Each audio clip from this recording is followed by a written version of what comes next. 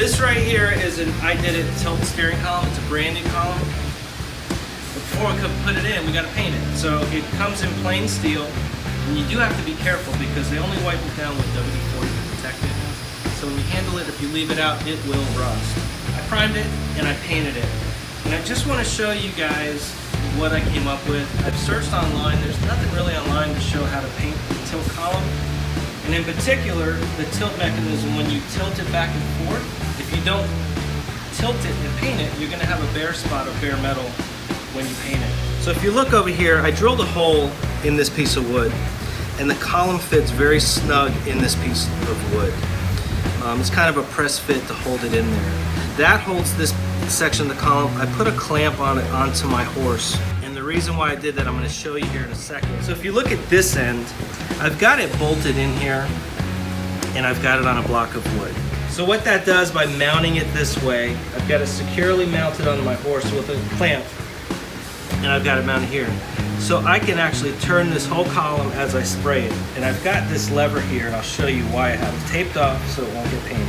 I taped off the wiring and the wiring harness that goes in here, so that's all protected. But this way I can turn the column as I spray it and go around and then get all the sides evenly.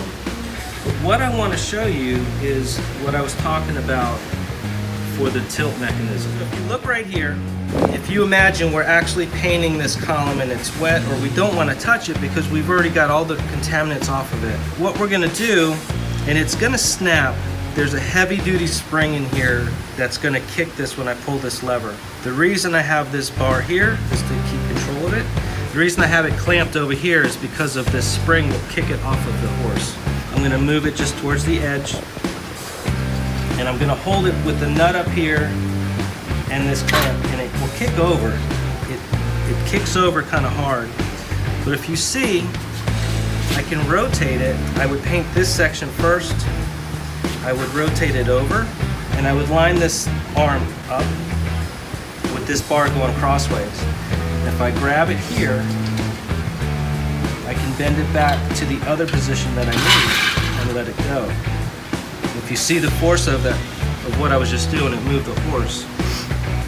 That's why I've got it clamped here. So then I can rotate it to this side, paint this section here. Once both of those sections have paint, I can grab it here. And then I can put it back in the straight position and straighten out my horses. And then I can go back and paint the entire column to get all the paint on it that I need to. So now I just want to show you how I do the steering wheel. Steering wheels are very hard to paint, in my opinion, because you got to get all the angles and you got to get all the different directions. So if you hang it and it's not mobile, they're just difficult to paint. So if you look at this here, what I've come up with, it's kind of cheesy, but it works for me, and I've done it several times. This is the original steering column that comes out of the car. I've got it supported, it's sitting on the ground, I've got it supported with 2 cinder blocks, and I've got a piece of wood underneath where the pitman arm would go. So what that does for me when I'm painting the wheel, I can actually sit here with my gun and I can turn the wheel where I want it, and I don't have to walk around the steering wheel. I don't have to get my cord tangled around it. I can stay in one spot.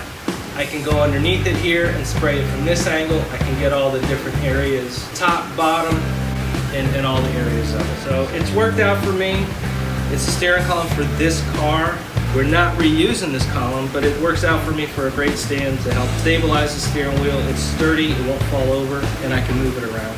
Another thing is when you're painting parts that are big, and you've got to get all the different sides of it, you need to hang them up. I don't have a professional paint shop, so I've got to just make do with what I've got. I just got a piece of wood that I've got to the rafters.